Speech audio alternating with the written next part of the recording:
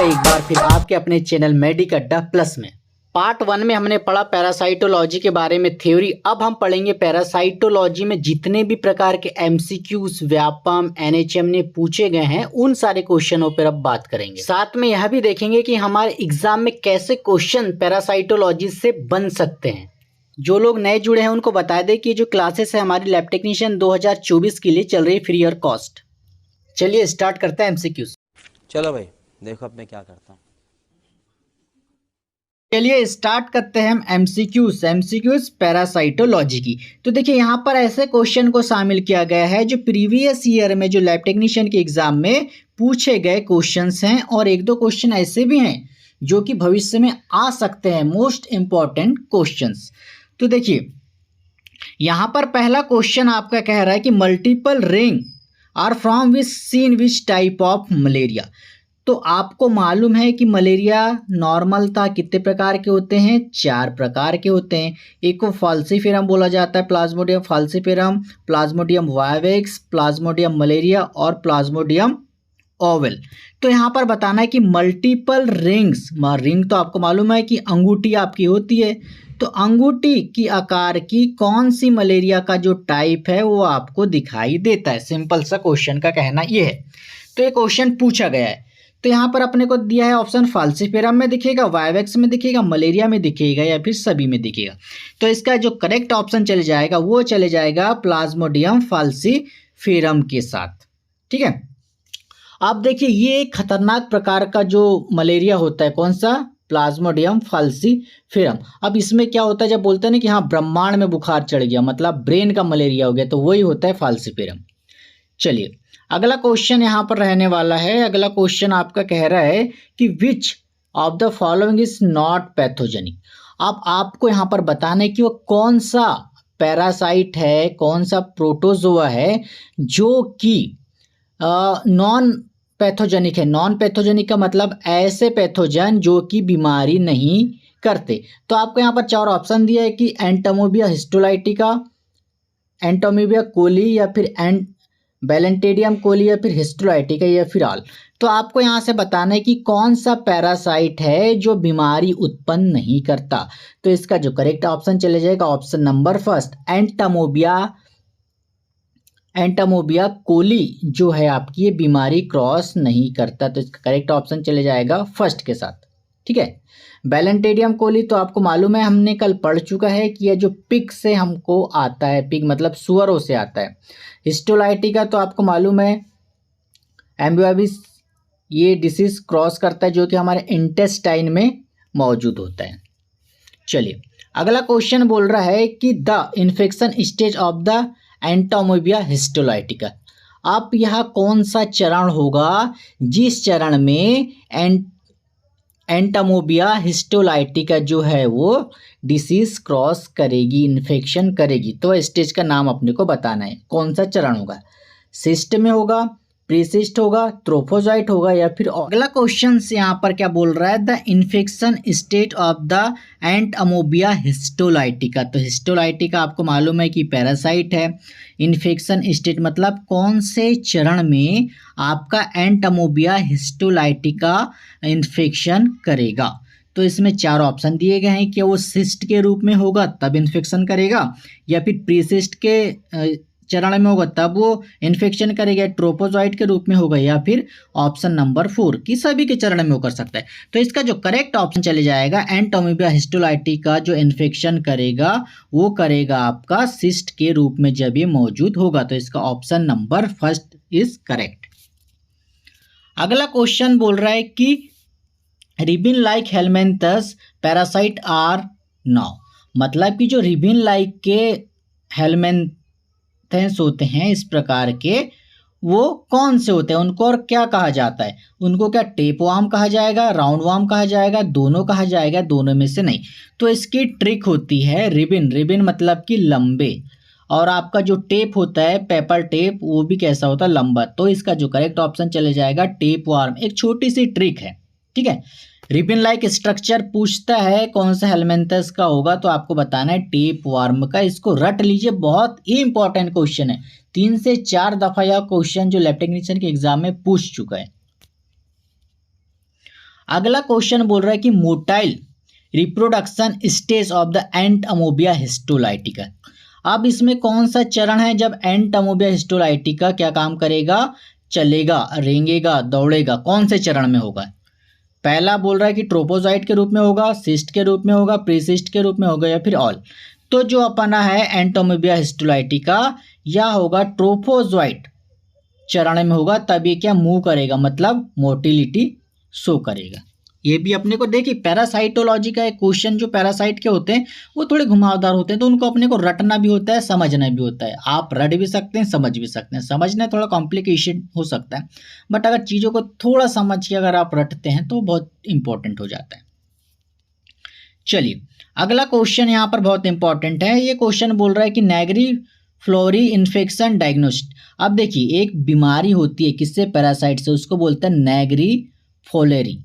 आप ये जो इन्फेक्शन करेगा तो उसकी जांच अपन कैसे करेंगे, डायग्नोस्टिक उसको कैसे करेंगे, ठीक है। तो देखिए ब्लड फिल्म से करेंगे या फिर यूरिन सैंपल लेके कर देंगे या फिर स्टूल सैंपल लेके कर देंगे या फिर लंबर पंचर करके कर देंगे, CSF निकाल के। तो इसका जो करेक्ट ऑप्शन हो जाएगा कि नेगरी फ्लोरिंग जो इन्फेक्शन होता है पैरासाइट से, उसके लिए अपन क्या काम करेंगे, नंबर पंचर करेंगे और क्या करेंगे, वहां से सैंपल लेंगे और इस प्रकार की पैरासाइट जो कि खतरनाक है इनको देखेंगे, ठीक है। चलिए अगला क्वेश्चन बोल रहा है कि नेगरी फ्लोरी इज, अब ये कहाँ पाया जाता है, क्या होता है, कैसा होता है? रनिंग टेप वाटर में होगा, स्ट्रीम वाटर में, सी वाटर में होगा, कंटामिनेटेड फूड में होगा या फिर एनिमल में होगा।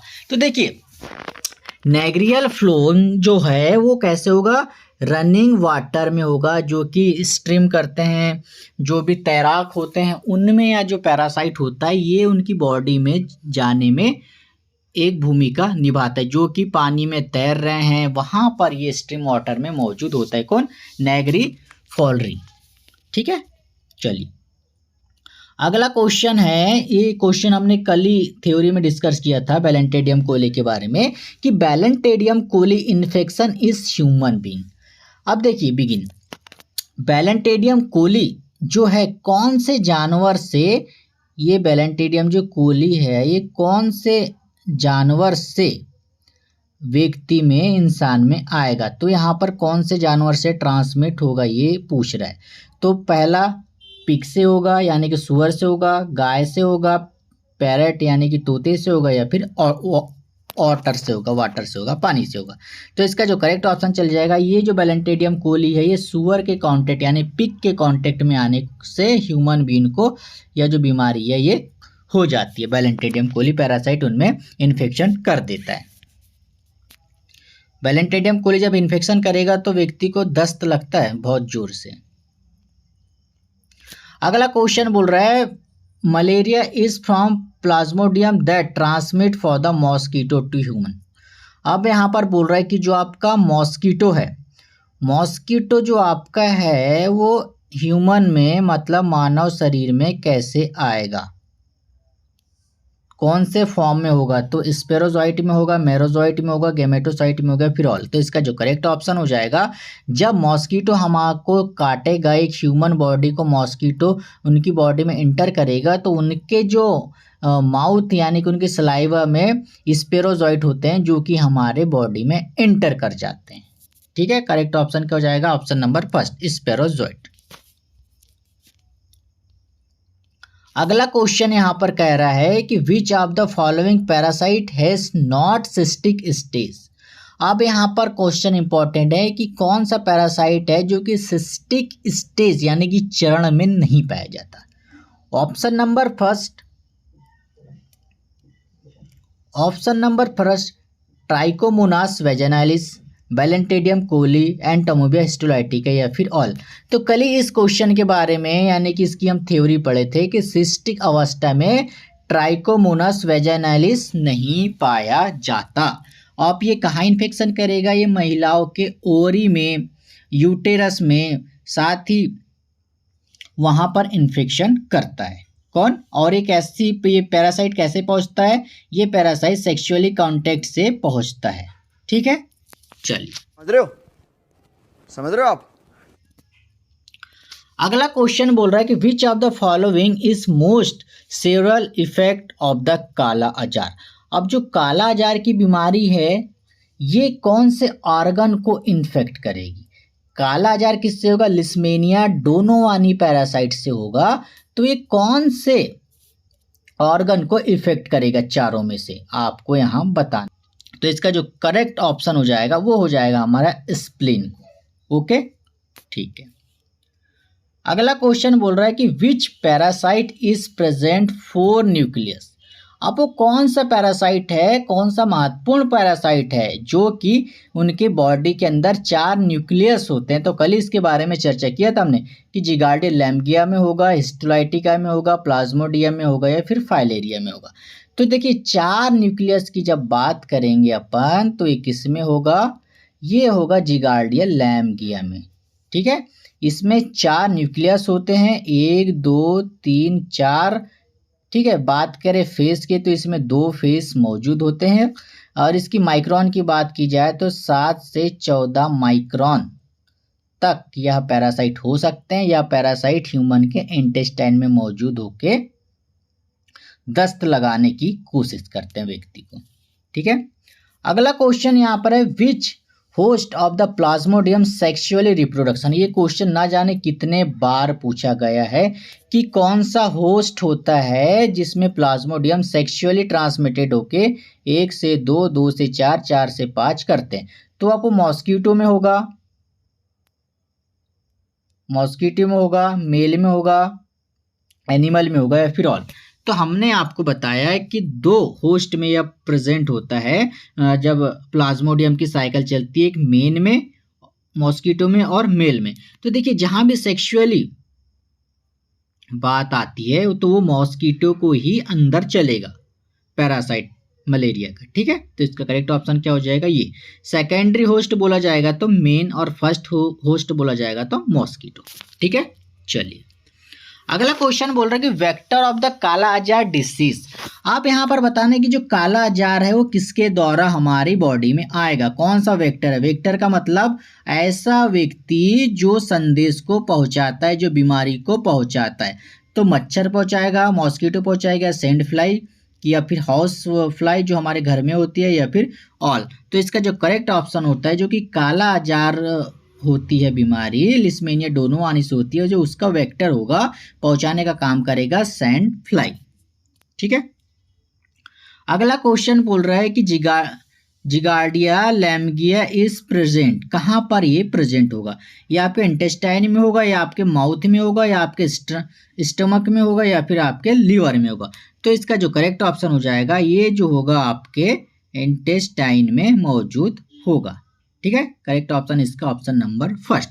तो आज हमने इंपॉर्टेंट क्वेश्चन आंसर्स देखे पैरासाइटोलॉजी के जो बहुत इंपॉर्टेंट थे। 2 या 3 बार क्वेश्चन पूछे थे और 2-3 क्वेश्चन यहाँ पर ऐसे भी शामिल किए गए हैं जो कि इंपॉर्टेंट थे। अब कल की वीडियो में अपन नई वीडियो लेके आएंगे, नए नॉलेज के साथ मिलेंगे। और जो लोग नए हैं तो उनको बता दें कि चैनल को सब्सक्राइब कर लीजिएगा ताकि लैप्टिक्स की पूरी सीरीज हमको आसानी से मिल सके और बेल आइकन को ऑल कर दीजिएगा। थैंक यू सो मच, मिलते हैं नई वीडियो में नए नॉलेज के साथ।